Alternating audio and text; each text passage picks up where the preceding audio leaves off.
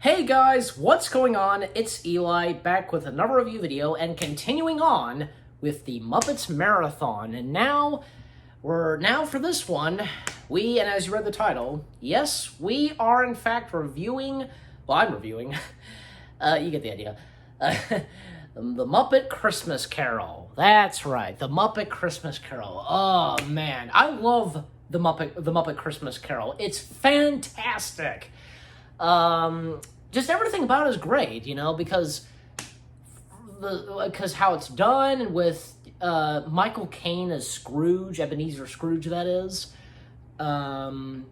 Just everything about it is fantastic, and yet it's the first Muppet film without Jim Henson being involved whatsoever, and it's Brian Henson, the son of Jim Henson. It's his first movie that he's directed, etc. So, and he did a great job. Even Dave Goelz, I remember if you've seen this on YouTube, Brian Henson and Dave Goelz, they watch the Muppet movie and they talk about it like behind the scenes or whatever. And I remember Dave Goelz telling him that saying that he did a good job. So and he did. Brian Henson did a very good job, and for it being his first movie he directed. So. And so the Muppet movie, that's Muppet movie, well, it is a Muppet movie, but I meant to say Muppet Christmas Carol. The Muppet Christmas Carol, because with its opening, like, you have the Disney logo, and you have the Jim Henson logo with Kermit, it's really good, and you have a little bit of a tribute, in memory of Jim Henson and Richard Hunt, in which Richard Hunt, he had died during, the making of this film, actually.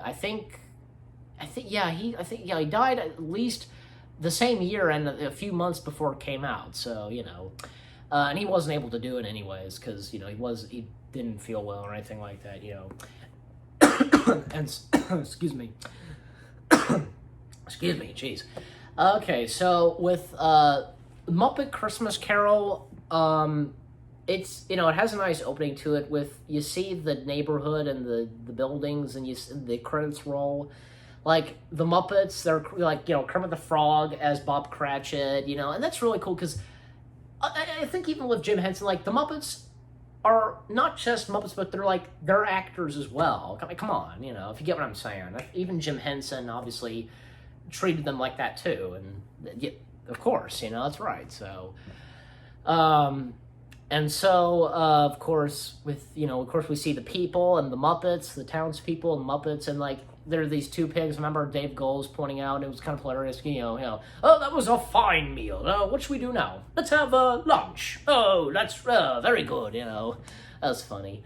And of course, we come to Gonzo and Rizzo. Gonzo's the storyteller, and as Gonzo says, I am here to tell the story, and Rizzo just says, and I'm here for the food.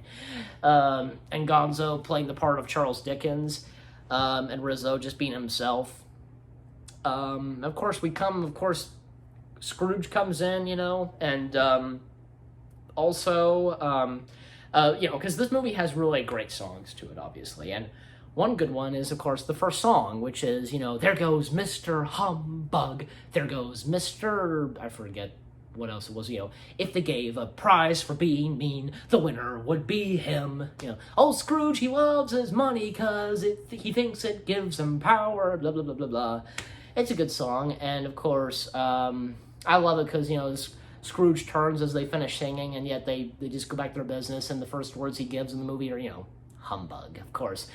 And I remember reading, Michael Caine told Brian Henson that, he was going to portray Scrooge as Scrooge would be, like, in the movies and the book, like, not do Muppety things, etc., and, interacting with if you get what I mean. And yet Brian Henson told him, go for it, and boy, as I said, Michael Caine, he is fantastic as Scrooge, and just fantastic.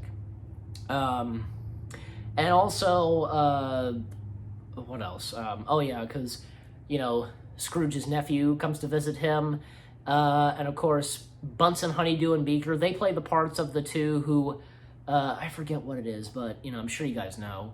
And of course, later in the evening, Bean Bunny, he plays the part of the one who sings, and, like, kind of, like, and, like, Scrooge is kind of mean to, And then, of course, later in the evening, because Scrooge allows them, to, stay home for Christmas, etc. That kind of thing, I forget, but, I'm sure you guys know. And of course, another great song, there's magic in the air, blah, blah, blah, blah, that's a good song too. And that part with the penguins skiing and Kermit skiing, and then Gonzo and Rizzo ski too. Ice skating, that is. Skiing and ice skating, probably the same thing, And also, like, Scrooge makes his way back to his place, and of course, that infamous part, because, of Jacob Marley's face being on the doorknob.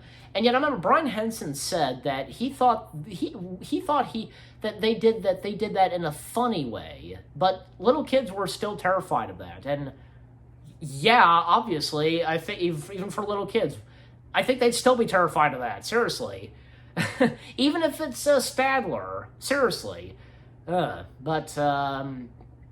Anyways, so what else? Oh yeah, and that scene with Jacob and Robert Marley, Stadler and Waldorf, who play them, and another great song that they sing, we're Marley and Marley, our hearts were painted black, that's a good song too, and for them singing it, really good.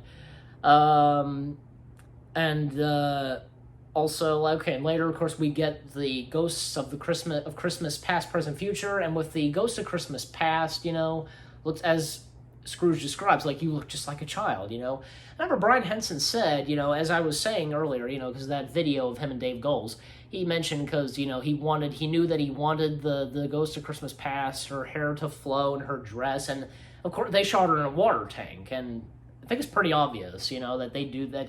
That's the easy way of doing it. If you want to do something like that, float or, that kind of stuff, water tank is the answer. Anyways, but, and of course, like, Sam the Eagle, he plays the part of, like, Scrooge's teacher and such, and, like, at one point, in the American way, like, Gonzo corrects them, the British way. I forget how it is, but, sure you know what I mean.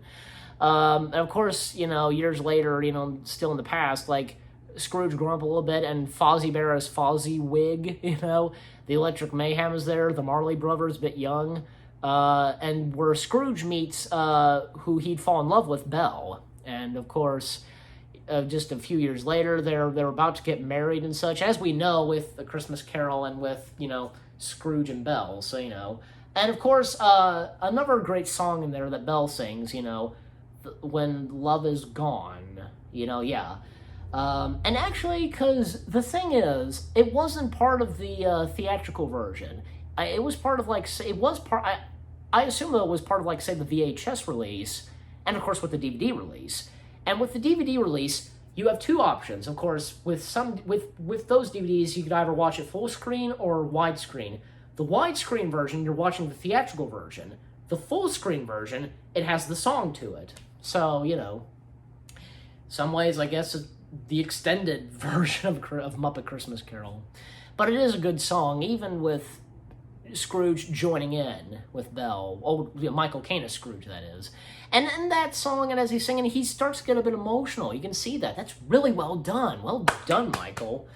And of course, like, talking to the Christmas past, like, why show me these? And just, like, like, she's like, these are the shadows, like, do not blame me. He's like, leave me, And so he's back in his bedroom, and of course we then come to the Ghost of Christmas Present. Very fun, lovable Muppet right there, and Jerry Nelson, of course, voices him. And, like, another great song that they sing, on Christmas morning, it feels like Christmas, it is the season to be jolly. I think that's how, I could be wrong, I don't know.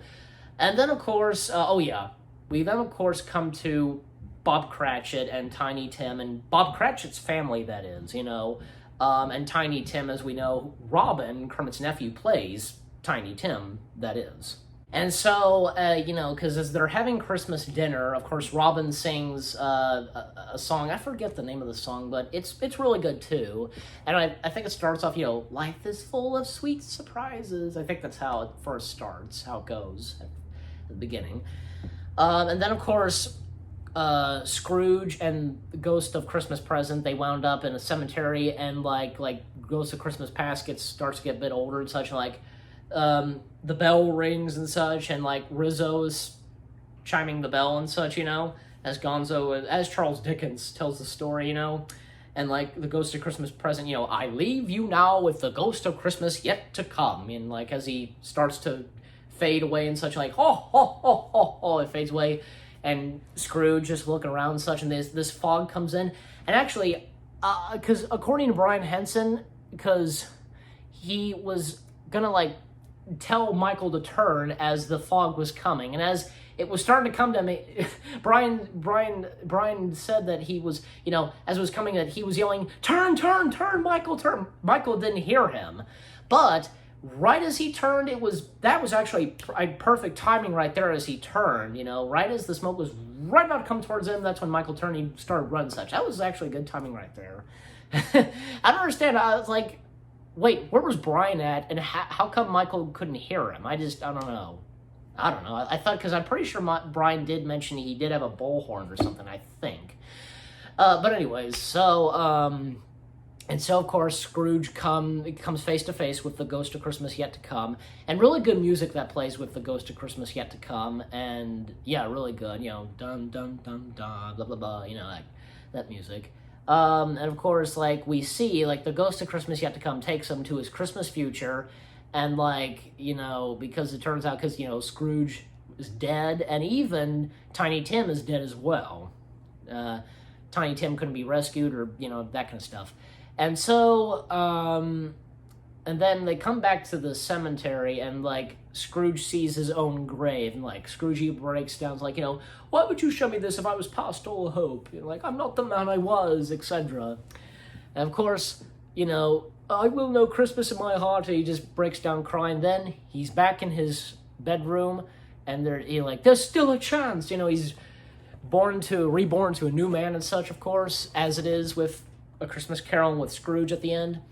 And he opens the window, and he knocking Gonzo and Rizzo out of there, and he sees Bean Bunny, you know, what's today? And like, I want you to get the biggest turkey, etc. And then he goes out, he leaves his place, and like, you know, wishing everybody Merry Christmas, meets up with Bunsen, Honeydew, and Beaker, and like Beaker, like what Bunsen, Honeydew, and Beaker were telling him the other day, I forget what it was, but then of course Scrooge goes with it, of course, because as we know, and Beaker gives Scrooge a gift by giving him a red scarf that Beaker had.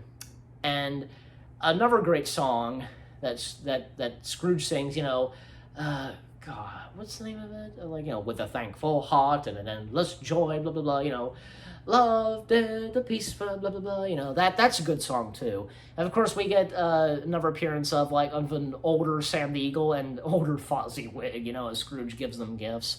And, of course, they wound up at Bob Cratchit's house, and, of course, Scrooge playing along, pretending to be like what he was the other day, you know, and of course, like telling him, like, just joking with him, etc. And then everybody comes into their house, you know, and then it's when they sit down, have dinner, and yet another, you know, rendition, but change, you know, the love we found, you know, really good and such. Everybody starts singing, the camera pans out of the house, etc. Gonzo and Rizzo, you know, hey, see you later, bye-bye. Pans up and from the rooftops into the sky, and then Rizzo says to Gonzo, nice story, Mr. Dickens. Oh, thanks. If you like it that much, you should read the book. That's funny. Of course, another rendition of It Feels Like Christmas, and the Ghost of Christmas Present singing it. And yeah, Muppet Christmas Carol, it's freaking fantastic. And another good edition of Christmas Carol, you know, it's good, you know, and for Muppet Christmas Carol, oh man, you know, 10 out of 10 stars. I'm giving this 10 out of 10 stars. It's fantastic. And you guys let me know what you think of Muppet Christmas Carol, because for me, again, I enjoy it. It's really, really good. So again, 10 out of 10 stars for the Muppet Christmas Carol. I hope you guys enjoyed this review video. More new review videos coming your way, and the Muppets Marathon still continuing. More to come. So stay tuned and be on the lookout. So again, I hope you guys enjoyed this review video, and I'll see you guys in the next video podcast.com/review video. Take care and peace out.